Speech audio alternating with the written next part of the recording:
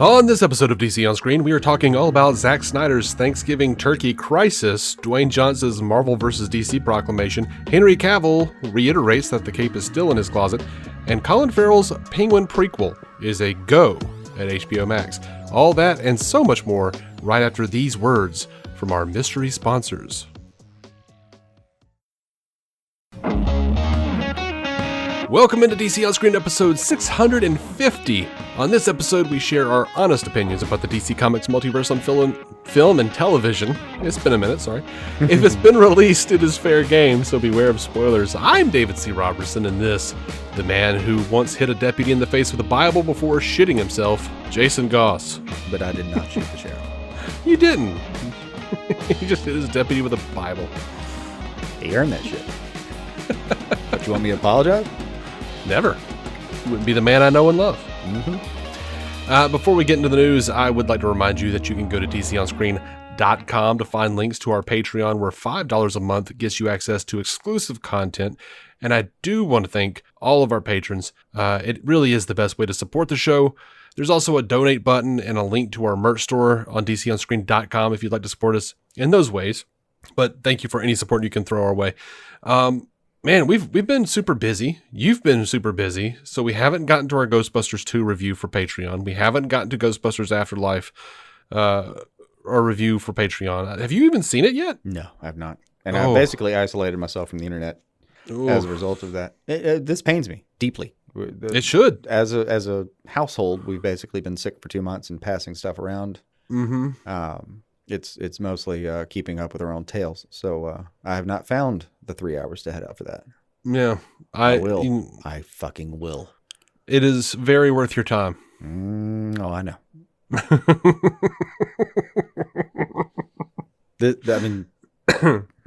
Pun intended, this haunts me.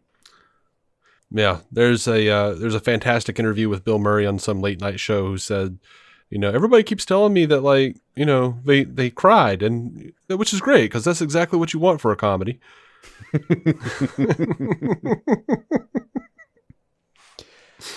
It is, though. It is. You have in this case, one moment where you're like, "Fuck, I didn't see this coming." There were a few moments. It's good. Just good stuff, man. Yeah. But hopefully we can get to that sometime soon. So yeah, we've got a lot of news to talk about, I guess. First of all, let me hit this up, because this is the weirdest stuff, and this is the most fun for me to talk about, just conjecting about possibilities here. Mm-hmm. I think it's really funny. A Marvel director was talking. The director of the Eternals, Chloe Zhao, said, of all modern interpretations of Superman, it is Zack Snyder's Man of Steel which inspired me the most, because he approached this myth in an authentic and very real way. And now, she said, I remember thinking it was Superman by Terrence Malick when I saw the trailer. This film left a strong impression on me, but Icarus is, of course, our own take on Superman. And that was trending for a while. Zack Snyder is the blueprint. It's a lovely sentiment. Of course, appropriately, Eternals was like the first Marvel movie to be like rotten on Rotten Tomatoes. Yeah. But more importantly, and this is the most fun, on Thanksgiving, Zach posted on Vero a video of his turkey, and in the background on the table is a copy of Absolute Final Crisis with a pair of leather bound storyboard notebooks sitting on top of it. And his caption was thankful. Whatever could we be getting at? I don't know, but I don't know anything, obviously. I have no connections. Even the people I know who have connections don't know and have heard nothing. So the funny part, though, is that with just because of that Vero post, everybody was sold out of Absolute Final Crisis. You could not find a copy of Final Crisis. Oh, that's funny. Like a couple hours after that post. You could read it on DC Universe Infinite, but you could not find a physical copy anywhere. That's pretty good. Man, I mean, if they're not in talks with anybody, what better way to like just whip your dick out? Like, hey, Warner Brothers, watch what I can do. Infamously, I thought this kind of behavior was misleading years ago, and now I'm like, yeah, no, this fits the pattern. Yeah, and there was probably something coming. There was a bit of a kerfuffle because Clay Staub had also posted some like a sketch of Dark Side and Decide with the Zack Snyder's Justice League hashtag. And everyone kind of freaked out, and he was like, "Oh, it was just a sketch I did while I was watching Snyder Cut." So there's that. But there's a lot of smoke here. And now other receipts are coming forward. Like Zack Snyder's Justice League was the most discussed film of 2021, according to Twitter. IMDB posted their top 10 movies of 2021. Number 2 was The Suicide Squad, and number 5 was Zack Snyder's Justice League. And number 8 was Army of the Dead. And whatever you think of the Suicide Squad, guess what? They're still using Snyderverse actors. James and Snyder are friends, at least, formally. Supporters of each other. They support each other. They, James Colleagues, Gunn wrote, we'll say, minimally. James Gunn literally wrote Zack's version of Dawn of the Dead. So, yeah. A lot of Zack Snyder on this top 10 movies of 2021, I gotta say. It does fit though. Like, it's inspiring one way or the other. Let's put it that. It is. And, with this hopeful merger coming up, I feel like, it feels a little like, the old days, back when, AT&T was about to hop in and we thought, oh, the great hope in the background. They did. Hey, we got a little bit of the hope. We did. It wasn't without any rewards, but we did get the Snyder Cut, for God's sake. Is there like any part of you that, I know this is stupid, is there any part of you that's like, man, I cannot believe the channel that just used to air like cheetahs chasing down antelope is about to buy the entire Warner Brothers DC franchise? I don't know that they're going to buy it. It's more of a merger, I think. I'm aware, but to even be in that game, you got to have some serious money. And I like, some part of me just remembers grainy footage of people or animals chasing each other around at 1 a.m, watching my grandfather while he's drinking his 17th cup of coffee. Mm-hmm. Those are my memories of the Discovery Channel. Like, yeah, I know it's a much bigger product and all that. I get it. Sure, yeah, it is. Just some like memories that I can't completely get out when I'm thinking about it. Yeah, man, it's really profitable. Those cheetahs. Yeah. Wait till we get the lions. They are they're being forced to. I didn't read it. I should have, because I can't really speak to it. Mm-hmm. But I know the Supreme Court's like trying to get them to. They're trying to get rid of something, make them get rid of something if they're going to do the merger. Oh, there's an antitrust thing going on. Yeah. There's some stumbling going on with the merger for sure. Right. Well, I mean, that's relatively normal if it's any consolation to anyone who might be worried. Yeah, I've seen a lot of people like, you didn't do this to Disney. Yeah, no, because they're afraid for their lives. Thought they would send mice to eat their family in the middle of the night. Yeah, no. The Illuminati is very real. What people don't realize is it's just Mickey Mouse at the top of the chain. It's just Woo!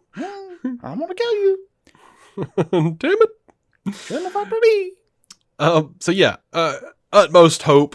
Not saying it is or it ain't. At the very least, it's a tremendous show of power for Zack. I do know he's about to shoot Rebel Moon. He's for Netflix, which is another property he started. It was actually his old, like, he had a Star Wars pitch and they rejected it. So now he just like changed the names and now he's got his own original thing called Rebel Moon. Yeah. So, the Army of the Dead movies are doing well. No, I mean, he's got a very comfy Netflix blanket with which he sleeps every evening. He does. He's doing fine. He is. Coming back into this world, frankly, it's going to have to be on his terms. Oh, absolutely. But, with the deals he has in place with Netflix, man, I think he could swing it. I think there's a possibility that, his film was the most talked about thing on Twitter. Film on Twitter. I know. He's got a lot of power right now. Still just as a volatility rating. Like that includes the people saying, fuck this guy. Mm-hmm. But still, that's a lot of... it gets people talking. A lot of chatter. I mean, people pay a lot of money for that kind of chatter. Yeah. And whole firms. I know in the past, I've had problems with shit in Man of Steel. There's still a couple things in Man of Steel that I'm not crazy about.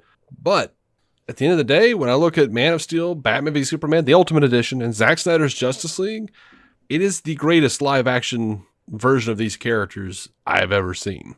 And I want more. No, it is bar nothing my favorite. But that for me, that started with Man of Steel. Like I was, I cried in the theater watching that movie the first time. I have certainly grown to appreciate it much more over the years. I'm not saying there aren't flaws. I would have gotten rid of that busboy scene too. The busboy scene. There were merits to it. I would have maybe kept the busboy scene, but not the trees in the right. The trees in the truck were a little weird. What cracks me up is people are like, my Superman wouldn't do that. And I'm like, your Superman literally like went back to a diner where he got beaten up when he didn't have his powers and wrecked the whole place. Yeah.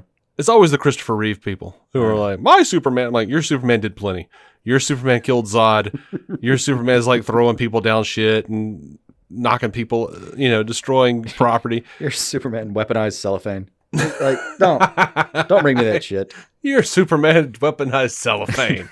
How dare you? It's supposed to be a joyous, such an innocent, creation, useful, resourceful thing we had. Even that scene is like, I could still make arguments for it, but your Superman slept with Lois and then erased her memory so he wouldn't have to deal with the consequences of the intimacy.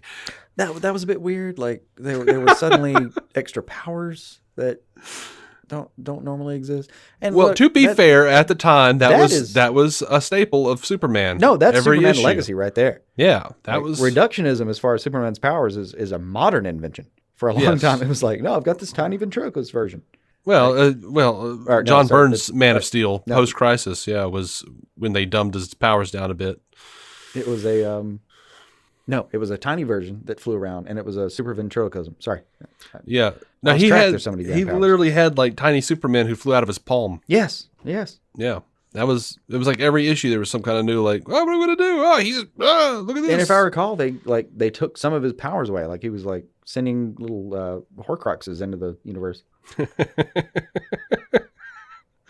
All right. Little red and blue S-curl Horcrux.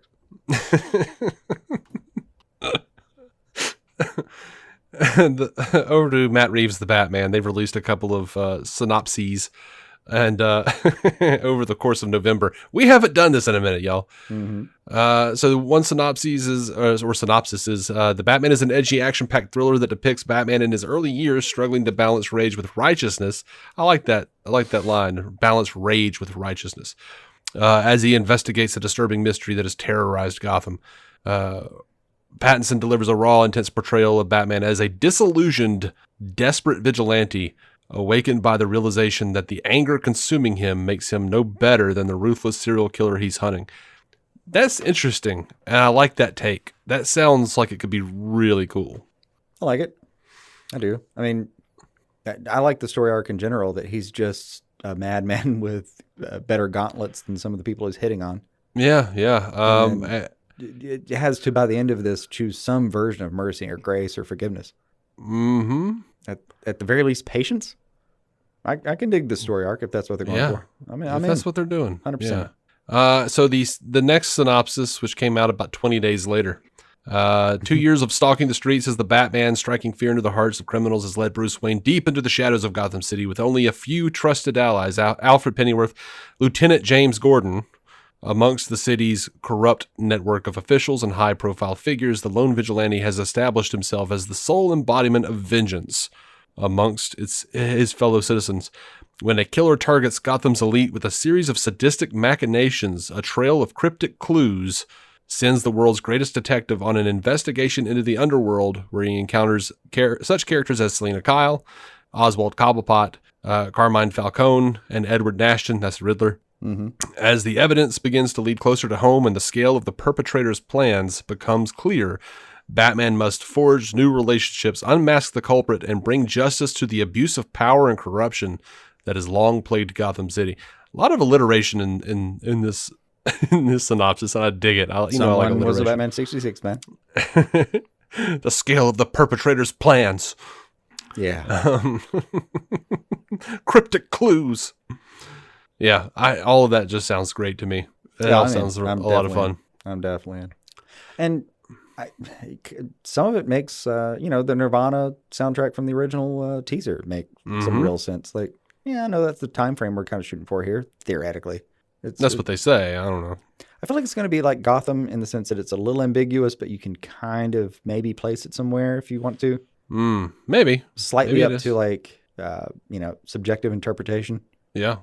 I'd be okay with that. I mean, I always liked that in the animated series. I think it got a little wonky on Gotham, but so many things did. I agree, but it was one of the things that they did that I really appreciated, like how they kept that going in a way. Yeah, I feel like they did it better the first couple of years, and then as they actually kept bringing in more supervillains with technology and stuff, I'm just like, this is getting real weird.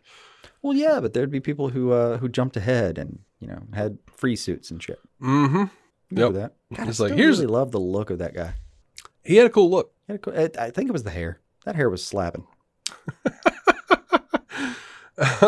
Over to Black Adam. I know you hate that phrase, so I enjoyed that. I do. I hate it. Everything slaps. Everything slaps. Slapping, slaps. That was just for you, buddy. Bastard. So we know we've heard James going to talk about some discussions he's had about a Marvel and DC crossover film. Dwayne Johnson is talking on some interview. Every word you've said so far sounds fantastic. Keep going. He tells Variety he was there with Ryan Reynolds and Gal Gadot, and he says I'm in love so far. All right, sorry. He says there should be a crossover. We could be the ones to possibly make it happen. We'll see what happens. Like I don't even know what to do with that guy. The balls, the hubris. I'm like, calm down, buddy. We've been waiting like 8 years for you to do this thing. It's taking you that long to get Black Adam going. Look, I'm good with it. And then, you sit him next to Reynolds, who whole clothed, basically, in Hollywood. The like existence of this fucking character that would seemingly be slightly obscure, but just fucking made it happen. Yeah, absolutely. He did not like that video. So he claimed Danny Garcia was asked about by Variety whether or not there was padding in his suit. And she said, oh, you know what? He had so much fun. Dwayne has been a superhero all of his life, but sort of a mortal superhero. So to finally blend this with a character that he could fully express himself, and the fact that his physique, he did not have to get a suit that was pumped up. That was very meaningful to us. Have you seen the pre-production picture or it's not pre-production. It's like early shots, pictures of, goddamn. Yeah, he's massive. He's massive. That dude could have beaten the fucking ass of the guy that was in WWF. Just could have thrown him out of the fucking ring. Insane. And he's not human. And Garcia's also, she says, Black Adam is edgy, right? That's got to be a PG-13 movie where it was very much like, say, The Dark Knight, where that pushed the edges of PG-13. I think we do that very much with Black Adam. We have a very high kill count in our movie. Based on the teaser? Sure. Yeah. There was a high kill count in that teaser. Someone dying was 35% of that fucking teaser. More people died in that teaser than died in some of the Dirty Harry movies. He only had a few bullets, man. Yeah, that was years ago. I bought that. They had like a DVD box set of all the Dirty Harry movies, and I had to buy it. And they had a booklet inside, and it was like, oh, they give you the kill count. They tell you how many people died in every movie, right? So I'm like, oh yeah, here we go, Dirty Harry, the original. It's like 14, 15 people, and then like the next movie is like 6, and then the next movie is like 3. It was like every movie went down. I was like, this is kind of disappointing, honestly. He's seeing a therapist between movies, man. What do you want? He's getting kind of old. I'm happy for his emotional health. He's like, Deadpool. He's like walking around with a cane. You can only kill so many people with those tennis balls on the bottom of that walker. Yeah, it's a limiting factor. So on November 8th, Dwayne Johnson says, talking about the cut of the movie, he says, I think we're in a really good place. I think now is the time where we take our time, yet there has to be some expediency to it because we do have to have the movie ready by next summer. The director delivered a great first cut. And Black Adam is the kind of movie that from the beginning, it had the makings and the bones to be something unique. It all started, I think, with the ambition, but then it all started with our director. And I think that he is an ambitious director. He, again, comes from that cadre of very talented Spanish filmmakers who want to get in and want to disrupt industry and disrupt craft. And he does it, I think, in such a great way. I also like that at this point of the cut, there is a clear and defining anchor to Black Adam's code.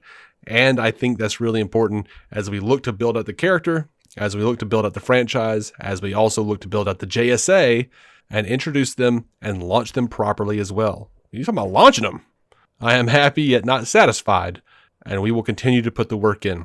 And the teaser that we showed about 3 weeks ago, it was a good indicator of what's to come.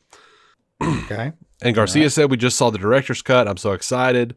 You get into this business and you have dreams of stuff you want to make, but I've always wanted to make a superhero movie. All of us, me, Danny, and DJ have had a dream of doing it. So to finally have our superhero movie and to see the first cut of it and realize that we've got something special here, I think the fans are going to love it. Lavishing praise upon themselves, but yeah, they go on for like a paragraph. I'm not doing that. So I'm excited though. I'm excited about Black Adam. Weirdly, I didn't think I would be as excited as I am about Black Adam.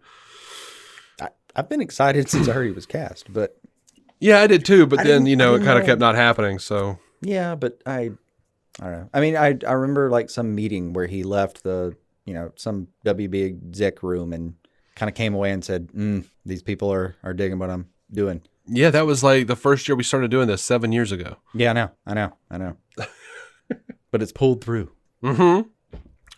Yep. You just keep saying, oh, okay, well, it's not happening. Okay, cool. It's not happening yet. Okay, well, they're saying it's happening, but I don't know. But yeah, no, I'm happy to see.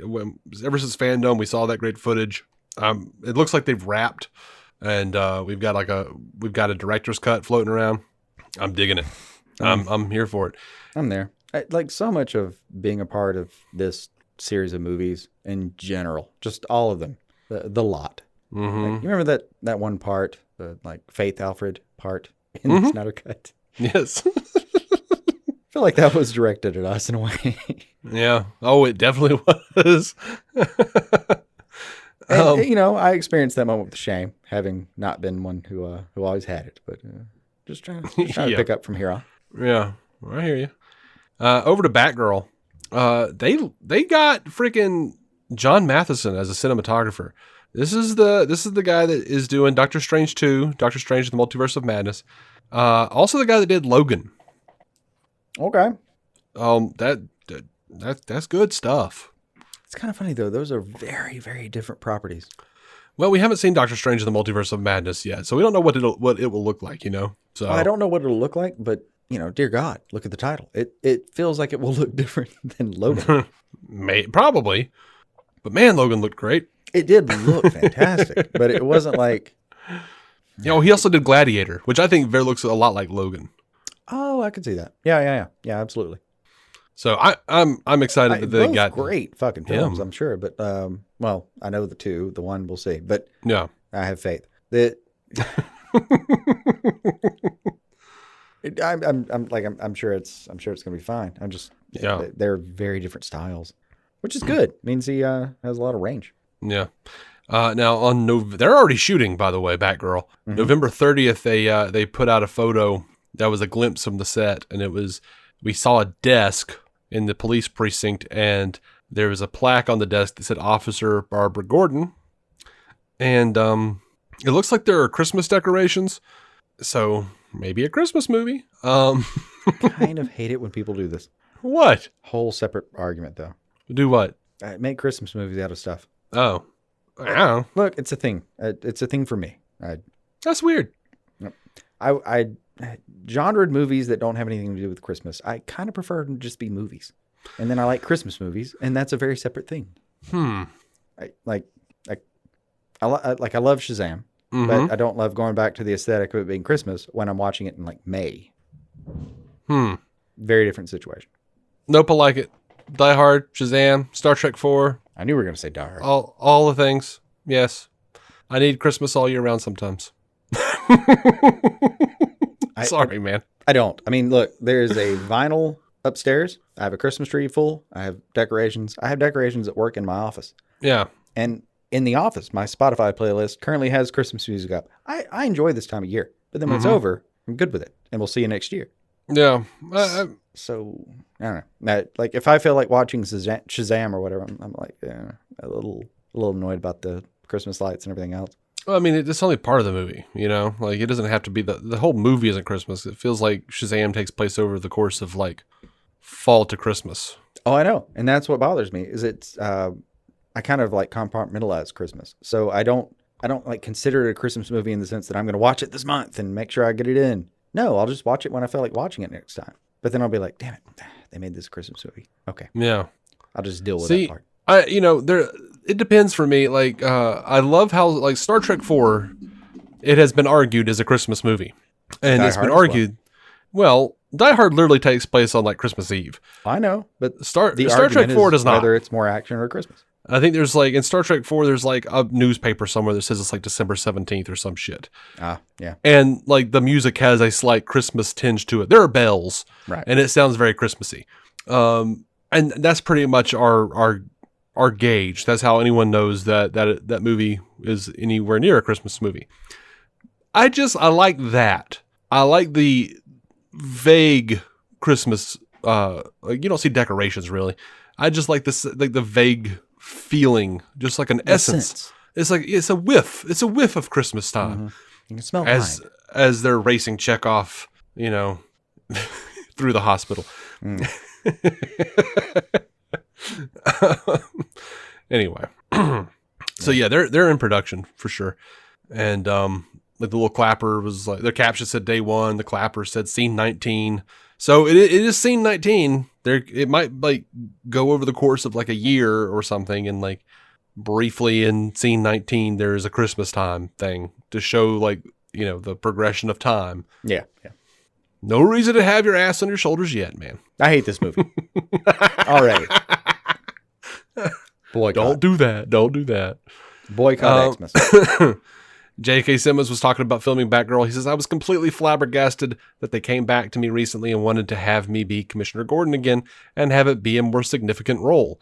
Leslie Grace is Batgirl, and I think I'm actually going to get on the horn with her and the director in the next couple of days and do a little preliminary rehearsals on it a couple of months from now. Well, they start very soon. They already started now. And then I jump on board sometime in January over in Glasgow, which is a wonderful place to be shooting because it's gothic. I'm excited to be the once and future Jim Gordon. I had a long discussion with the guys about how we want to portray him, and the script I thought, I just don't want to give anything away at all. So I'm not going to talk about the structure of it or anything, but I thought it was a really interesting take on introducing Batgirl and giving Jim Gordon, fleshing him out, certainly more than I had a chance to in my first foray into that. Now, he was given some interview, and I don't remember if it was this one or another one, and everyone was swearing that he almost said something about Ben Affleck. Mm. And I watched it like 4 times, and I'm like, I didn't hear him almost go Ben or but or any. I didn't hear any of that shit. Oh, yeah. People are crazy. Maybe. He might be in it. He might be in it. You'd have to watch it, but maybe. I don't know. We saw the directors. They were eyeing the Affleck cowl. Yeah. On Instagram, very clearly saying this is in this universe. Like, here's what we're looking at. But people just setting themselves up to be disappointed is what I'm saying. Yeah. As we don't know. Very possibly, we'll call it. Definitely, maybe. We got Gordon. We know he's there. Mm-hmm. Let's talk about DC League of Super Pets. They released this trailer a little while ago. What did you watch this thing? What did you think? I immediately texted my wife and said, I don't know if she'll have seen a movie in a theater by this point, but this will be it. Yeah. I will take her. We'll sit on the side. It'll be new for her. We'll bounce if it gets weird. Not trying to ruin a movie, but I'm going to take her to this movie. It looks fantastic. It looks delightful. As a grown-ass 38-year-old man, I am excited to watch DC's League of Super Pets. Yeah, I'm going to laugh. I'm going to cry a little bit. I laughed in the trailer. We got friggin', what's his name? I always want to call him Jim from John The Krasinski. Office. John Krasinski. That's it. I just said it before the show too. I know. We got him playing Superman. We got Dwayne Johnson playing Crypto. We got friggin' Natasha Lyonne playing the Flash's Turtle Merton. Vanessa Bayer as Wonder Woman's Pig. Diego Luna as the Green Lantern Squirrel Chip. I'm just down. Kevin Hart as Batman's dog. I mean, It's going to be great. it looked fantastic. And Mark Maron as Lex Luthor. We hear him for just a second in the trailer. God, he was there for maybe less than a second. I didn't catch that, but dear God, I think I would if I'd listened again now. Yeah, listen to it again when we get off of this thing. You can, yeah. I knew it's he was just- involved, but I hadn't actually figured out where he was. But God damn it, that sounds fun. Yeah, sure does. Yeah, it's fun, Mark. Making fun of movies a couple years ago, huh? Mm-hmm. Well, to be fair, that was a fantastic bit. It was. It really was. Like adults, what was it? Like adults want to go see a serious movie with an ambiguous ending so they could stand around outside and try to figure out what the hell happened. Yeah. Well, he's one of those people that's like a screener for movies, and I guess gets to pre-rate them. And he's expressed some concern that like a certain type of movie isn't a thing anymore because this other kind of movie is. That's all well and good, but that's kind of like an argument for the past at this point. Let's face it. Like movies have changed and times have changed, and I'm not suggesting it's gone one way or the other, but the landscape of how things are released is different. That part's, if you disagree with me, I'm sorry, you're wrong. Mark Maron's argument about like the integrity of something and blah blah blah was, it was a cute idea for a second. He didn't exactly like die by it. No, and he doesn't really die by anything. He'll say some shit and then he struggles with everything. Like the first 20, 30 minutes of his show is always just him struggling with something. I know. It's kind of endearing. Yeah, I like it. It's better than Rogan. Just standing by something for no reason. Well, Rogan is weird because he's like, he will stand by certain things, but then like when he's actually he's actually like one of the reasons he's a good interviewer is that he kind of just agrees with his guest a lot, whoever's on there. Well, no, that like the yes and is a great interview. Yeah, he's if you're not paying attention, he's great at that. If you're not paying attention, he seems very open to everything. Yeah. And then he'll interject some objections here and there, which make him seem kind of impartial. And the dirty secret about Joe Rogan, I think he probably is pretty impartial. I just think he has a lot of people around him that make him seem like he's one side or the other. Mm-hmm. I don't think he's actually smart enough to be playing the game that some people think he is. Yeah, I don't know how smart or stupid I think he is. I don't know. I can't gauge it. But then I don't listen to him regularly. I watch weird 15-minute clips of him talking about UFOs or drugs or simulation Delightful theory. Topics. I'll do that all day. Sign me up. Oh, look, he had Dan Aykroyd. Fuck yeah. I'll watch this YouTube clip of him talking about UFO abductions. I don't care about Joe Rogan or his actual politics or what he believes. I don't think he believes really much when it comes down to it. He likes weed. He likes weed, likes DMT. What's that fucking... it sounds like Saskatchewan in my head right now, but I can't remember it. Oh, I know what you're talking about, but... It's like that 15-minute Arizona, put your head over this plant and light it afire thing. Oh, yeah. I know what you're talking about. I just can't remember the actual name. I can't either. It's killing me. I know he's a fan of sensory deprivation chambers and stuff like that. Had one in the basement for a long time. He's all into expanding his consciousness and all that stuff. Yeah, and that's cool. I get it. Yeah. Psycho. Yeah. But I just can't listen to whatever it is, 3 to 5 hours of just blathering bullshit with other comedians. I can't do it. Yeah. And most of the time they're not even comedians I like Jim Norton. I don't care about Jim Norton. Maybe he's a nice guy. I don't know. In portions, sure. I like his stuff, but 4 hours? I don't know. I mean, I've seen Rogan interviews where 4 hours of whatever with someone that I thought I would be like, man, I'm going to listen every second. I listened to about an hour of him with Maynard James Keenan. This should to me be I cannot believe we're going to do this. They literally talked about, both of them know Bill Hicks. Maynard has played guitar with him. The entire reason Joe Rogan has a career was because Bill Hicks noticed him. These are things I care about.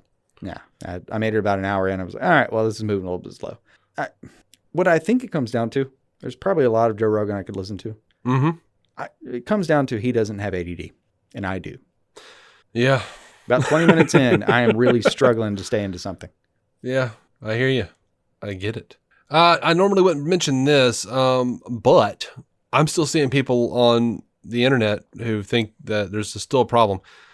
So a few days ago or several days ago, I don't remember, HBO Max apparently put up the wrong version of Birds of Prey. They put up a TV 14 version that was edited for television, and everybody was freaking out and talking about, oh, they're trying to censor the thing, and it's the Hamada's doing it, and Hamadaverse, and Hamadization of, yeah, that's what I was trying to say. Of Birds of Prey. No, it was just a screw up. They didn't mean to do it. They put up the R-rated version, and I'm still like, today I saw some people commenting like, they stuck this up and they're trying to pretend the other version is. It's been replaced now. It's been fixed. They literally just hit the wrong button. Real question though. Like, if you watched the 14 version, was it actually censored? I didn't watch it, but yeah, apparently it was. Like, they even had like the thing at the beginning that said, this film has been modified from its original form. All right. So what that tells me is that version exists. It just shouldn't have been shown there. It's going to show up on like TNT or something.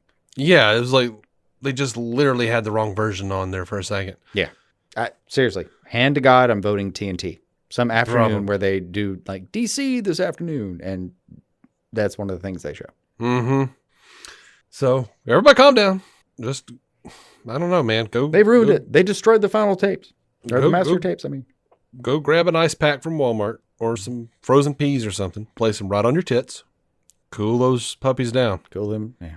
There ain't no reason to get all worked up about this now. Take it easy. That's fine. Take the master tapes from which they derived this version. Mm-hmm. Freeze them so they're unusable. Put them on your tits. Mm-hmm. We've been hearing a lot of noise from Henry Cavill lately. Yeah. A lot of little interviews, THR and whatnot. He told THR, there's still a lot of storytelling for me to do as Superman, and I would absolutely love the opportunity. The killing of Zod gave a reason for the character never to kill again, as it was in the comics. Mm-hmm. Superman falling to the ground and screaming afterward. I don't think that was originally in the script, but I wanted to show the pain he had. I did far more emotional takes. They did not choose. Tears were happening. He just killed the last remaining member of his species. That's the choice he made in that moment, and he'll never do that again. There's an opportunity for growth after that to explore the psyche of Superman as a deep, seemingly invulnerable, godlike being, but with a real feeling on the inside. As I always say, the cape is still in the closet. And he has reiterated that. He says he's waiting on the phone call and in separate interviews. Now, on the Val Zod film or series, whatever they're going to be doing on HBO Max, he says, it's exciting. Superman is far more than skin color. Superman is an ideal. Superman is an extraordinary thing that lives within our hearts. Why not have multiple Supermen going on? Joaquin Phoenix did a wonderful Joker movie. So what if it's not tied to the rest of the franchise? They have multiple Superman comic book storylines happening at the same time. So there's that as well. Just always a class act. I like this Henry Cavill guy. Anyway, he still wants to do it, so there's still hope. David Ayer continuing to tease the Ayer cut, pictures of Joker, saying stuff like Jared killed it, but no one knows. He has a picture of Joker with a black drawn-on smile and ha-ha-ha tats as eyebrows, which would make me think that it is true. Like, he literally just has, like, fake tattoos on all the time. Yeah, why not? Because in these versions, he didn't have the Disturbed tattoo. His eyebrows were ha-ha-ha tats. Mm-hmm. He had it would make sense. And then he didn't have the tats in the Snyder cut. So, I mean, seems logical that he would just get bored of something. Yeah. I mean, philosophically, the thing you worry about the tats in general with him is he just changes so much. Yeah. And those are kind of permanent. Yeah. There was one of my favorite things, one of the things that just informed my mind about who the Joker was or is, and would inform anything I ever wrote about him probably, if I ever did, were I to. There is a book that they did called Batman Masterpieces. It was a set of trading cards, but they were really well painted cards. They, the 90s. The 90s were great with that kind of shit. You had the X-Men Ultra Fleer cards. You had but anyway, these cards, each card told part of us. For God's sake. Yeah, they did. Each card told another chapter of the story, but also dug a little into Joker's psyche. Mm-hmm. And so I have this book, and it's like the full paintings and, kind of a bigger format. And one of the things he does is just like, they kind of use they use Joker's psyche to imagine different versions of Joker and Batman's battle with each other. And you get like dragons and shit, and like Joker remembering fighting Batman on like a pirate ship, and he was the pirate. Mm-hmm. Like Joker's just like so nuts, he just remembers different versions of that shit. I love it. I'll have to show you this book. Like we were talking about having dinner earlier before the show. Mm-hmm. I will try to remember to bring that book. I'm into this. This is delightful. Anyway, Ayer also posted a picture of Incubus, which is what the version he wanted. That looks just positively frightening. Very horror inspired, very reminiscent of some of the apocalyptic designs in Zack Snyder's Justice League. But I was thinking even more like vaguely like, you remember that weird claymation thing where it was like Mark Twain and a couple of kids, and then like they go to this like dark realm where they talk to Satan? Dear God, no. I'll have to send you that. It's a weird fever right now. No, this is the thing. It was like a cartoon for kids. It was a claymation cartoon for kids. And they go to this like weird dark realm, and they're like standing on these like platforms or whatever. And there's like this creature there that's holding up a mask with like a little rod, but the mask is moving. It's his face. And they're like, "What's your name?" And he's like, "Lucifer," or something like that, or Satan. It was real creepy. I'll send it to you. Oh no, I'm looking it up right now. Don't you worry. I'm on it. Holy shit. You found it? This did not take much. Oh, that'll haunt a childhood. Right? I saw that shit in college and it haunted me. Like, I would dream about that shit. People thought Labyrinth was a thing. Oh. Yeah. At least then you had the comforting face of David Bowie. No. Yeah, it's real creepy. No, here it looks like everything was whittled by someone's grandfather's pear knife. Uh-huh. Uh-huh. I mean, drunk on a front porch in North Georgia. That's a very specific image that we both are familiar with. Yeah, there's a rocking chair. It creaks. We live in Alabama. Hey. Georgia, the state, not the country. No, No, I recognize this cover. Oh, fuck. I avoided the shit out of that when I was growing up. I recognize that cover. This came out in 1985. Mm-hmm. I remember thinking, nope. I noped out of that early, apparently. Yep. I have memories. I mean, like I said, I found it in college. Like, Estás no bueno. Me and my buddy were stoned as shit watching weird YouTube videos. He's like, "Oh, I know what you got to see." That wasn't a happy trip. Worst I ever had was some weird episode of American Dad where it turned out his workout buddy was imaginary, and he had turned anorexic in the meantime, and he was just like some skeleton of himself. Yeah. This would have been a normal episode of American Dad for no good reason, with like a weird plot twist that just didn't matter. But a couple hits of synthetic mescaline, and we are having a very different conversation. Yeah. Like I went to rest in the bathtub for a couple hours. Yeah. Came back out, listened to some music. I was good. I know now that I'm prone to panic attacks and stuff like that. So I didn't know that then. I've done all that myself if I'd known that was going to be in my future. But yeah, I feel you there. So like at some point, like I'm literally on a balcony and I'm just like lost in thought, like eating, like grinding my teeth over this thing. And my buddy Chris comes out and just kind of chuckles at me. He's like, "You still worried about that old clay devil?" Yeah. I said, "Yes, damn you. Yes. I am." This happens. Me and Michael, whom you know. Sure. There's some old fucking, I think it's old Disney, because I want to say it was the ducks involved. We're like, Michael, by the way, does a lot of our incidental music on the show. yes, it's gorgeous. Excuse me. We still have this haunting memory that we didn't watch together, but we found out we'd both watched at some point. Do you remember like the Halloween episode, maybe? Well, one of the many Halloween episodes of Disney where whatever that... God, I can't remember. I think it's the Ducks. But anyway, there's this, someone's broken out of the asylum and it's on the loose. That is all. Yes. And all that we is remember all. is that is all.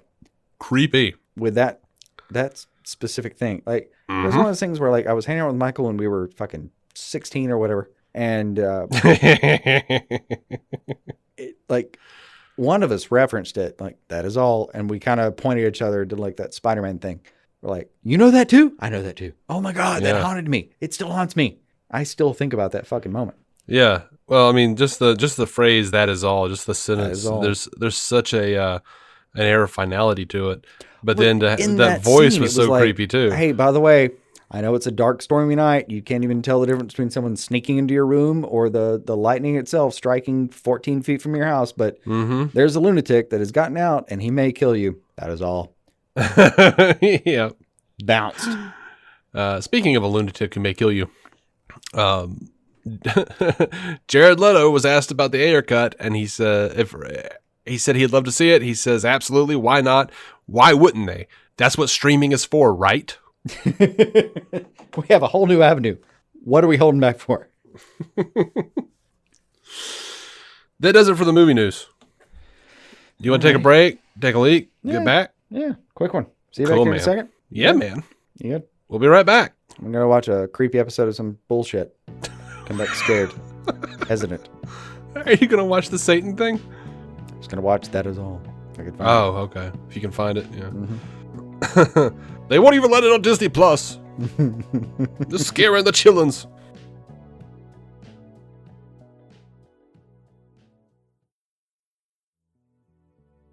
All right, we're back. And, man, we're on TV now. And they've released they released a clip from Peacemaker that was from Comic-Con, where he's like trying to get the janitor to help him out. And then they released a trailer very recently. I am all about this show, dude. I think this show looks fantastic. I'm into both. Honestly, I saw them in reverse order. I saw the trailer and thought, man, there's maybe some parts that I'm not super into, but frankly, no. I mean, largely sounds fantastic. My favorite part's maybe going to be the sad backstory. Oh, absolutely. Like, I love this notion that he's a total asshole and that there's like this like sadness to him and there's a depth to him because of a bad childhood. Oh yeah, it's going to be a real anti-hero story. Like complete with the dad having a shitty fucking haircut and trailer. Mm-hmm. It's going to be fantastic that way. I think we're going to love him and the eagle. Eagly. You can't always train those things. And I'm definitely sure I'm going to love him and Vigilante. Yeah, Vigilante looks like a lot of fun. Like, what do you say? Something about like, oh yeah, all that stuff in your brain, just got to keep that shit back, you know? Yeah. Like, I actually teared up a little bit in the trailer when he's like, I can't kill kids. I don't want to kill kids. Yeah, what happened to that whole, killing men, women, and children in the name of freedom bullshit? No, or the name of peace or whatever it was. That was going to be an interesting point because like he apparently does make a choice. Yeah, that hit me. His handler in that situation tells him like, because the world needs a bastard or whatever he says right now, and you're that guy or whatever. But he hesitates. Like there's going to be something to the guy. Mm-hmm. And I'm always going to hate him for being the guy that, killed Rick Flag with pieces of a toilet tank. Yeah. And would have killed Ratcatcher had James Gunn not made another choice with the film. Mm-hmm. He's always going to be a bastard, but I like going into bastards and figuring out what makes them tick. And this is going to be fun. Yeah, I'm down with it. I don't know of anything in the trailer or trailers, teasers, whatever, that I've seen that I'm not into. Yeah. And throwing the fucking rocket launcher head. That's going to be interesting. Oh, that was fantastic. And even like especially the conversation with what's his name, the janitor guy. Fucking delightful. Like I know I know that guy. He's a character actor. I've seen him a lot of places. Don't know his name, but that's a character actor for you. Yeah, it's one of those guys though. Certain character actors, and you see him, and you're like, I don't know. And other ones you see, and you're like, oh no, this guy always elevates the scene. He's one of those guys. Every time I've ever seen him, from my vague instinctive memory, I always thought, man, all right, cool, this guy, good, we're good to go. He fucking carries the scene, but it's fucking hilarious, man. Yeah, it was really, really funny. I got nothing bad to say. I like everything I'm seeing out of Peacemaker. the whole thing about the weed really cracked me up. Like, no, I know we smoked. It was a good memory, but no, you can't trust me. Can I tell you a secret? You can trust me. It contradicts everything you've said so far, but okay. And I don't see it in my notes here for some reason. I guess I've somehow deleted that or forgotten to put it in. But James Gunn was asked if there were going to be more spinoffs coming out of Peacemaker, and his response was an evil-looking raccoon gif saying "he he he he he he he." So I guess he's got more plans. I mean, we knew he did anyway, but bit of sad news for me anyway. HBO Max, according to I think it was Deadline, HBO Max has recast pretty much everybody from that Dead Boy Detectives pilot on Doom Patrol. Is sad. It is absolutely tragic. And so fitting. George Rextrew, Jaden Reverie, and Cassius Nelson, they're going to be in it now. They're all the leads are just changed. And yeah, I mean, it's kind of fitting. I mean, the only person that was from the Doom Patrol pilot on Titans to the Doom Patrol, the only person that got recast was Chief. Yeah. Sorry, Chief. Chief, yeah. Everybody else they was there. Brendan Fraser. No, they didn't. Fraser Brendan. No, I know. So I get it. I will offer this. It's a bunch of ghosts. Maybe I can live with it, but I completely agree. The couple of ghosts that we saw absolutely sold the pilot to me in like 7 minutes. Yeah, everybody that played in that cast of characters was fantastic. Yeah. And one of them was David Tennant's son, so you knew he was going to be great. Oh, yeah. Gonna kill it. 100%. But, yeah, I don't know any of these people. Cassius Nelson was in Last Night in Soho, which I'm hearing great things about. I really wanted to see that around Halloween. I didn't have time. Yeah. Like so many Halloweenish things. I'm sorry, man. I don't know. God damn it. It's been a fucking exhausting few months. It's a long story. Yeah. Time is of the essence in general. I'm working against the clock right now. But I would like to think that this isn't like a performance thing. It's just more of a who can actually be stationed in a certain area for a certain period of time kind of thing. Yeah. Yeah. And, structurally, narratively, because it's a bunch of ghosts, you can make it work. It'll be all right. Yeah. Now, HBO Max and Warner Brothers Television, they did decline to comment on the reported casting. So, I don't know. Maybe there's like a multiverse thing going on, and we'll see those ghosts meet up with alternate takes of their... who knows? You know how bored I would be as a ghost if I couldn't change my appearance after some time? Like, I'm bored as a human, not being able to do that. 1,400 years later, and I'm just still this motherfucker. Yeah, I do. I'm 37 years old, and this is boring now. I can't imagine that they did it based off of performance because those people were killer. It had to have been something else. Yeah, I think the whole thing was discussed because it worked. Sure did. The Tennant legacy continues, along with that other guy who did a great job. How dare you recast him? The Tennant legacy. All right, yeah. So a couple days ago, it was officially announced that Colin Ferell is officially reprising his role as Oswald Cobblepot, a.k.a. the Penguin, in his own HBO Max spinoff. He is starring and executive producing in a series that will basically chronicle Penguin's rise to power in Gotham's criminal underworld. And Matt Reeves is executive producing. Yeah.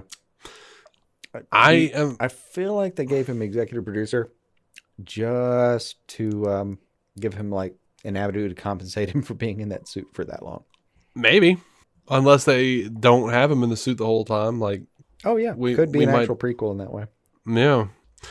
And, I'm seeing a lot of pushback because this is basically what Gotham did. They will not do it the same way Gotham did it. Nah. I promise you. Not the same set of people. That's already been done. They're aware of it. Like, no. Just bear with me. It's going to be different. Robin Lord Taylor was fantastic. I loved his Penguin. He was the best part of that entire series. This will be different. And I'm excited to see it. And I only say this because I haven't seen Colin Farrell's, but Robin Lord Taylor is the best Penguin I've ever seen on screen live. That, I don't know, man. It would take a lot to usurp his throne. I am unwilling to say that. To limp up there. I'm unwilling to say that out of utmost respect to Burgess Meredith. That's just legacy respect, man. Who is to date my favorite Penguin. I mean, all the alliteration, all the, Look, Jesus, it's you like couldn't a have him lot on a of things with podcast. that. You'd need like 7 pop filters. It's most of the appreciation for that show is like, it's the writers with the alliteration and the silliness. Mm-hmm. And then it's just the actors being willing to absolutely commit for a couple days. Yeah. Just be like, no, we're doing this straight. Let's make it happen. But also just love Burgess Meredith from his stints on Twilight Zone to all the way to Rocky, playing Mick. I just love Burgess. As an actor, fuck yeah. His IMDb should be carved in bronze. He sold the shit out of Oswald Cobblepot. Absolutely. He would just get so tickled with himself and be like, and just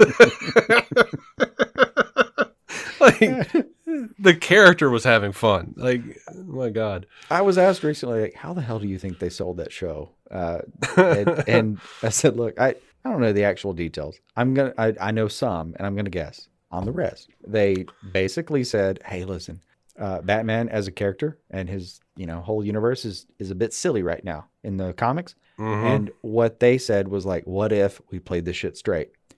And sure enough, it had the dual effect that when I was fucking 2.5, 3, whatever, I don't remember how old I was, watching the syndication of this show, I was genuinely worried about Robin escaping from that clam. And then I'd watch the second half of the show and I'd be relieved that he made it out, even though he made it out in the first 30 seconds of the second part of the episode. Whatever. Anyway, as a kid, like if you were young enough, you're like deeply invested in the show, like, oh my God, I cannot believe they're in this situation. But as an adult, you're watching and laughing your fucking dick off. Yeah. Like, and no, that was a formula for success. I swear to God, man, there are scenes with Burgess Meredith where like he says some shit and I am pretty sure he cracked himself up and then tried to hide it by going, like, oh yeah. No, you were actually just laughing. Yeah, right then because you thought that shit was funny. Yeah. There are a lot of moments watching Riddler where I'm like, I think that guy just pulled a hammy. Anyway. I think he tore an ACL. Get a crew out there. So dude crouches like Reacher or Creeper, I mean. Creeper. Yeah. Speaking of Reacher, not DC related, but well, kind of. The guy that plays Hawk on Titans. Yeah. He's playing Jack Reacher. Yeah. And they put out, did you see the trailer that they put out? I haven't. How's it look? It looks fantastic. I've never been interested in Jack Reacher. I am going to watch this show. This show looks great. Look, similar tangent. I've watched the, what is it John Krasinski does? Oh, Jack Ryan. Oh, Jack Ryan. That's the one. Yeah. Yeah. I watched this show. That looks great too. It is good. It was genuinely good. I watched the hell out of that. I've seen pieces of it, and I think Bethany was watching it. And yeah, me and the wife watched that one. Yeah, I haven't seen all of it, but there are pieces of it that are what I've seen that are quality. There are at least like 3 scenes that I keep thinking like, man, that was quality fucking scene construction. Mm-hmm. So Superman and Lois season 2, they're coming in January. Mm-hmm. By the way, so is Peacemaker. By the way. Oh yeah. I meant to mention that. Mm-hmm. They released a trailer for season 2. You are not caught up, and I advised you don't watch the trailer. No, I'm just a couple episodes short. I'm not. It's not as despondent as some of the other cases, but I'm just a few short on this one. So the trailer looks good to me. It looks like it's kept up the quality. looks like we're going to be dealing a lot with, the storyline from the comics where Superman basically like says like, I'm not here to, carry out American interests. I'm here to save the world. Mm-hmm. They're going to be dealing with that heavily. It looks like, and it also looks like he's going to be having some issues with his powers. So that part will bore me. It depends on how they go about it, man. It does. It's a CW thing though, and at some point, like, if they CW, it's every superhero thing. Like, oh, okay, we'll depower him for a second. Well, I don't know that they're going to depower him. It just seems like there's something's wrong. Now, what if they did All-Star?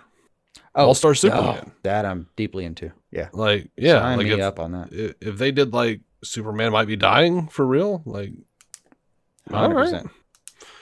All right. So yeah, maybe they'll go that way. I am very intrigued here. They announced that Jenna Dewan is returning as Lucy Lane to Superman and Lois. We weren't sure if she survived the crisis, if Lucy was still a thing. Mm-hmm. We haven't seen her since Supergirl.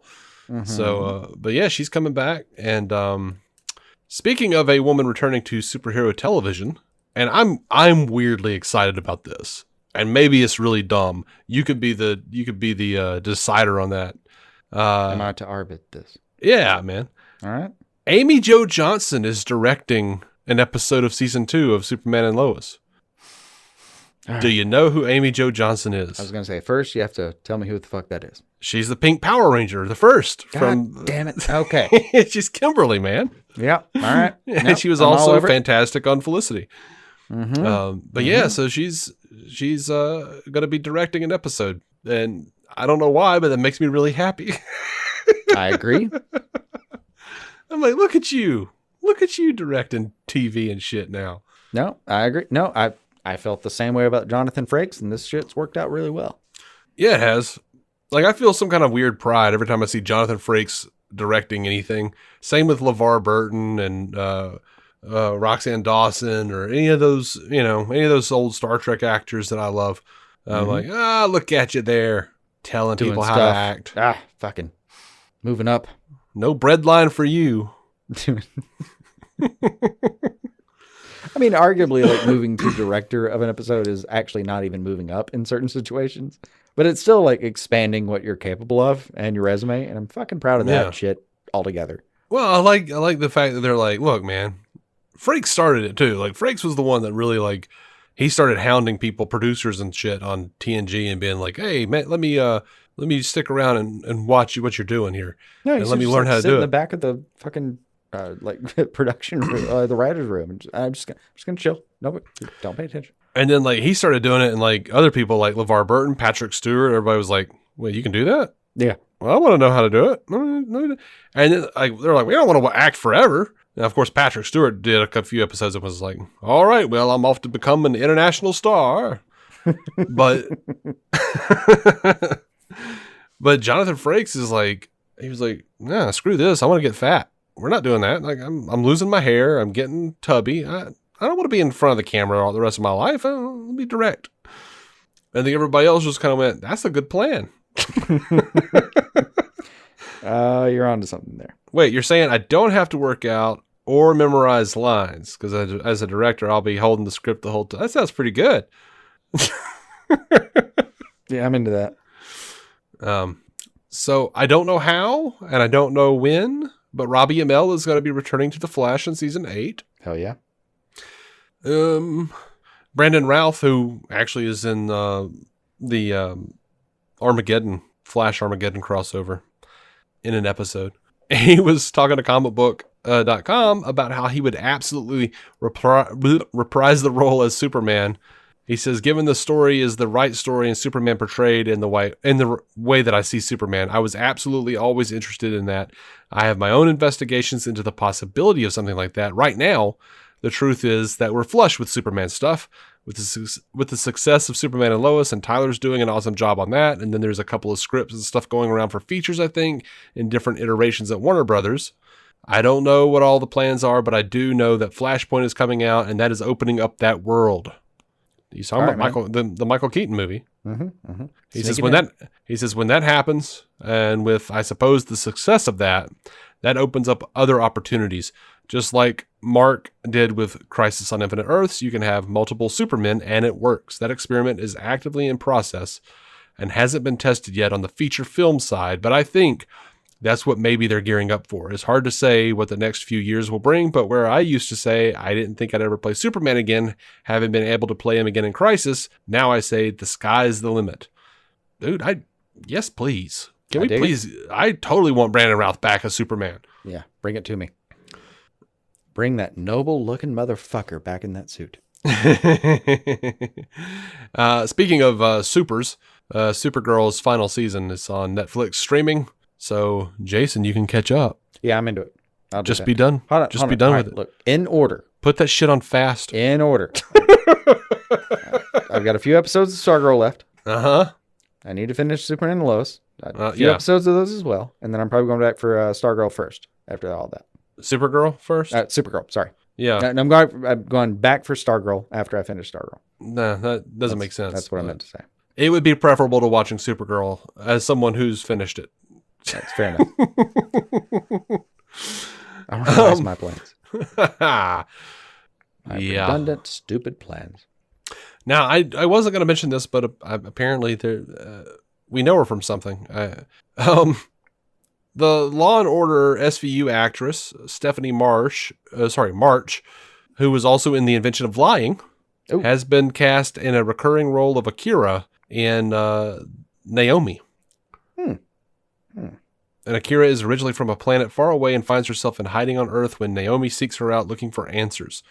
So, I still don't know her, but I know that everyone in The Invention of Lying was good. I like that movie. That was good. Not that I remember exactly off the top of my head. Yeah. I saw a picture of her and I didn't remember. That was like, oh, that's been 20 years. You probably look totally different now. You know, even in the Naomi context, I'm not quite sure who she's playing. Yeah. Akira. It says right here. Jason, it says it right here. Akira. Yeah, I know. I'd have to pull out a book to remember who Akira is right now. It's a character who was originally from a planet far away. Oh, you mean cool. And finds herself hiding on Earth. Gotcha. So I'll just pull out every fucking DC comic that's ever been made, and we'll make this happen. I can research this. Give me like 25 minutes, maybe 26. Yeah, we don't need to research. Let me tell you, she's playing Akira. I'll move on from that. Yeah. I'll remember her shortly. Just a few minutes. Just a few minutes on the side. I do like Naomi. Yeah, I've never read it. So it was announced via the Hollywood Reporter that an animated film is in production over at the Warner Animation Group. It is Metal Men. They're doing Metal Men. All right, hit it up. Yeah, these are people like it's Ron Clements and John Musker. They're known for their animation legends, according to the article, and they're known for their work on The Little Mermaid, Aladdin, Hercules, Treasure Planet, and they're producing and they've written the treatment for this Metal Men movie. Cool. There will be background penises. Are trying to direct it. Celeste Ballard, who just worked on Space Jam: A New Legacy, is going to be writing the script.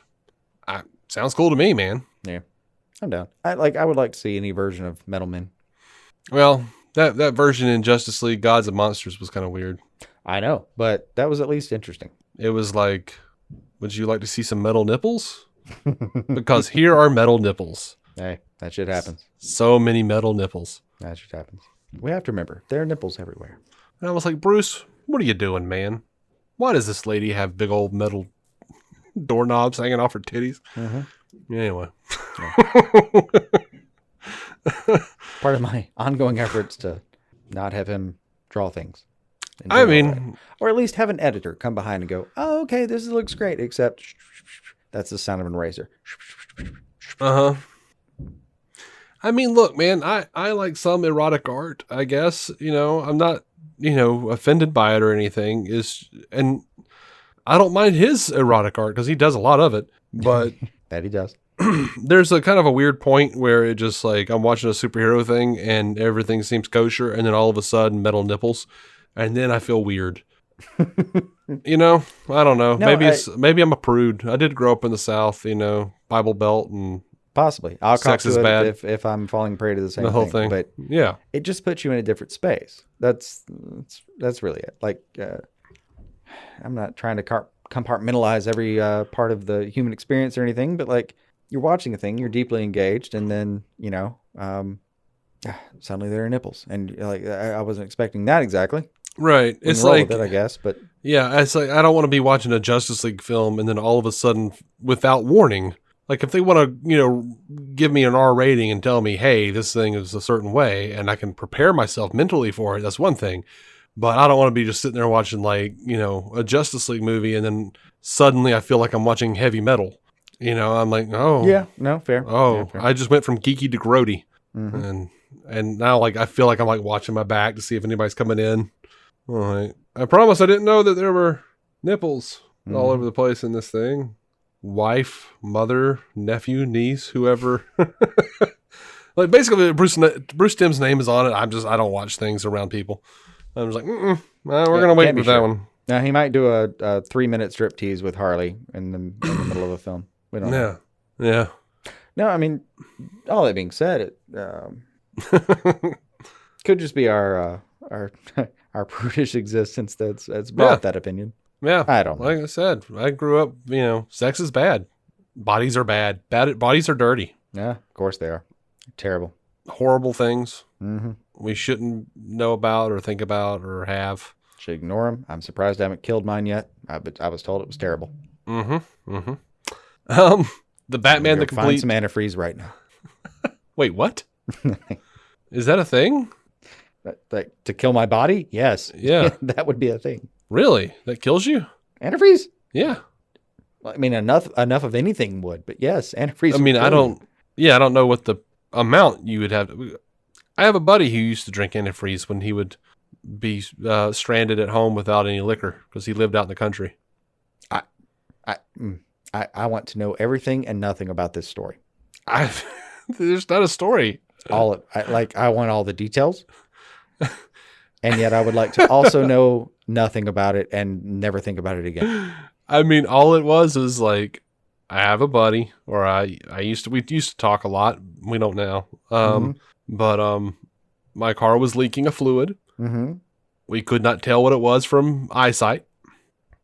And he stuck his finger in it and put it in his mouth and went, yep, that's antifreeze. And I went, why the hell do you know what antifreeze tastes like, Mike? And he just started grinning. I said, oh, buddy. And he's like, look, man. And I believe him. He's like, look, you know where I live. It's a long damn way to town sometimes. And, well, shit, sometimes you got to do what you got to do and drink what you got to drink. I'm like, oh, God. No, the same distance to town would get you rot gut vodka.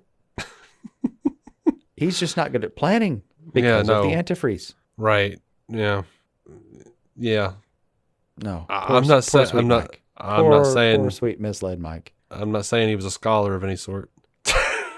I reckon he won. He was just a nice guy that I thought was funny. I'm sure he was a nice guy. He was. I'm sure. Look, he probably had a better soul than I do. I'm just saying. Oh, I don't know about problem that. solving skills, not good. I don't know about that. That poor guy. It's very sweet though. I mean, the antifreeze. Him too, I'm sure. So the Batman the Complete Series remastered is going to be released on Blu-ray February 1st, 2022. Mm-hmm. I've never seen all of that one. I've seen like the first 5 or 6 episodes. I think I've only seen 2. Yeah. Enjoyed it, but I enjoyed what I saw. I definitely haven't seen the whole thing. Yeah, I think it was on HBO Max. I should. I know. There's so much to get to. Yeah. I know. So we would have to like take a year off to catch up. We would, but that would be kind of fun if we would literally just like stopped doing news for like a year and just like went back and watch all this stuff. Mm-hmm.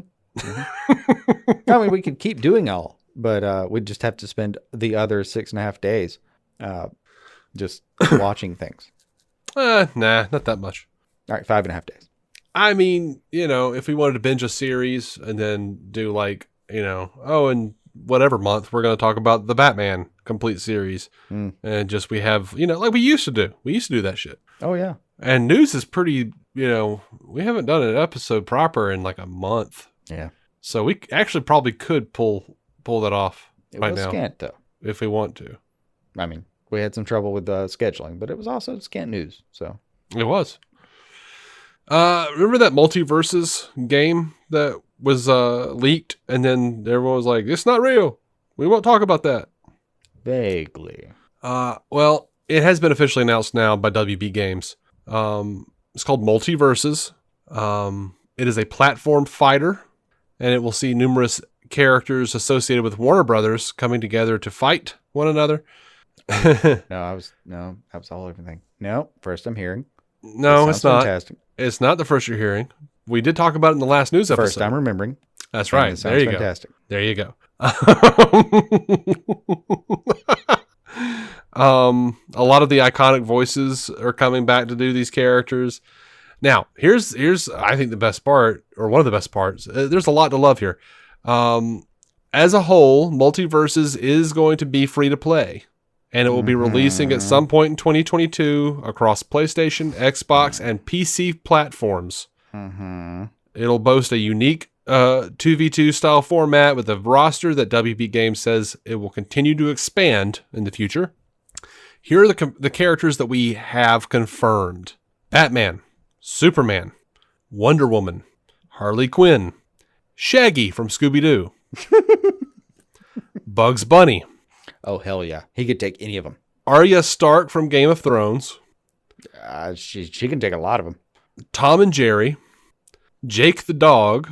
Finn the human. So we got some Adventure Time up in here. I'm seeing that, yeah. Steven Universe. Garnet, whoever that is. And Rhindog, who is an original character. But I think Rhindog is from something else. Let me look that up. I saw the name later, and I was like, oh, that's what they're doing. Nothing. It is like an R-E-I-N dog? R-E-I-N dog, yeah. They're saying it's an adorable reindeer. A rain dog, yeah. Okay. So an adorable reindeer dog hybrid, apparently. I'm seeing a picture of him here. It sounds delightful. I would absolutely adopt one. Yeah. So, hard to cuddle with. Probably. I mean, so our dog sleeps on our bed. That would be an issue. Yeah. WB Games president David Haddad talked about the project and its ambitions. With Multiverses, we are creating a distinct competitive game that allows us to combine a deep roster of celebrated Warner Media franchises for gamers to enjoy. We are partnering with the talented team at Player First Games to bring together a free-to-play online platform fighter with a wealth of iconic characters that fans know and love, from Wonder Woman and Bugs Bunny to Shaggy and Arya from Game of Thrones. And this is just the beginning. We are excited to support upcoming seasons and ongoing game content. By the way, one of the leaked bits from last time was that Rick and Morty were also involved in this game at some point. Oh, 100% they're going to be involved. Absolutely. And who else is involved? Freaking Kevin Conroy, who is coming back to voice Batman. Hell yeah. By the way, did you hear this news that they're doing Batman the Animated Series again, but in audio form with the original cast, or as much of them that are alive? I did, and hell yes. Also, have you listened to the podcast little adventures thing on Spotify? No, I haven't done that yet. I've only heard a couple episodes. I think 2 more out since I've listened to it, but it's delightful. Yeah, is it It funny? really does follow like the kind of old-timey radio serial narrator over here, several stories happening at once, and oh my God, what's happening right now kind of thing. Oh. And by the way, the narrator is, Cyril from fucking Archer. Chris Parnell? Chris Parnell, yes. And that one took me an embarrassingly long time to recognize. I was at the end of the first episode where, oh, God damn it, it's him. But yeah, it's delightful. The voice cast is expansive. I mean, God, like you actually look at the cast and think, fucking hell, Rosario Dawson, Brett Spiner, are we kidding? Mm-hmm. It's delightful, but it's mostly fun because it keeps you guessing in a way where it seems to be slightly schizophrenic, Mm-hmm. and I'm enjoying that. Like it's not just very straightforward and plotted. And here's the thing: it's very much a lot of stories at once. Now this is unrelated. That part's fun. This is unrelated to Batman Unburied, right? As far as I know, yeah. This is the Batman Audio Adventures, I think. Okay. Because Batman Unburied is, I know, a Batman podcast. It's a scripted podcast that's coming from Spotify soon. And it's like Hassan Minhaj is going to be in it as the Riddler. And it is executive produced by David Goyer. And freaking Jason Isaacs, who I love, is going to be playing Alfred. And Winston Duke is Bruce Wayne. Is Alan Tudyk.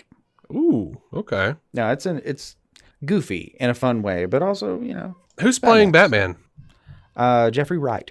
That's right. That's what I was thinking about. It was like I thought Jeffrey Wright was somebody in one of these things. Mm-hmm. It's a lot of fun. I mean, it's a romp, but it's fun. Yeah. It's one of those where like enough is happening where you get to the end of it and you're like, hold on, I need a recap at the end of this thing. Can we do the Batman 66 thing where you explain to me where we've left it? Because like so many podcasts, including our own, I'm sure you're vaguely listening, and then Waffle, you aren't sure what exactly has happened, and you Toaster are not necessarily paying attention until someone mentions a waffle toaster. Mm-hmm. Mm-hmm. And then you're like, what the fuck actually happened right now? Mm-hmm. Well, that's all the news I have, man. You want to do it? Do what? Call it? Oh, I guess. I mean, we could. We could. Oh, wait. I've got one more piece. Jason Momoa confirms production wrap on The Lost Kingdom. Oh, hell yeah. There's that. That's happened. Sneak peek. It started, it dropped, while we were doing the show. So there's one more thing I don't have to talk about next time.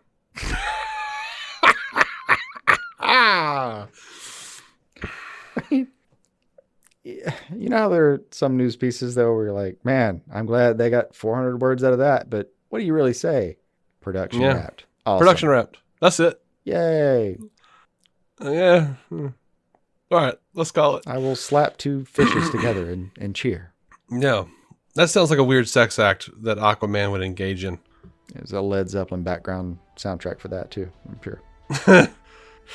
Why wouldn't there be? Look into that one if you don't know what I'm talking about. We are DC On Screen. Every episode can be found at DCOnScreen.com. Until next time, keep some DC on your screen. Bye.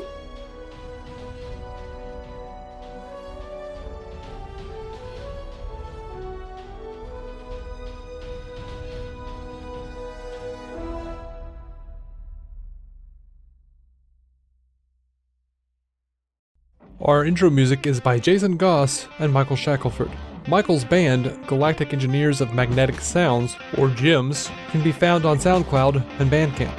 Visit DCOnScreen.com to find our Patreon, merch, contact information, and every episode of the show for free, including crossovers we've done with other podcasts. DC On Screen is a maladjusted production. For more from me and Jason, including sketch comedy, vlogs, parodies, and our improvised web series Hey Guy, visit maladjusted.tv.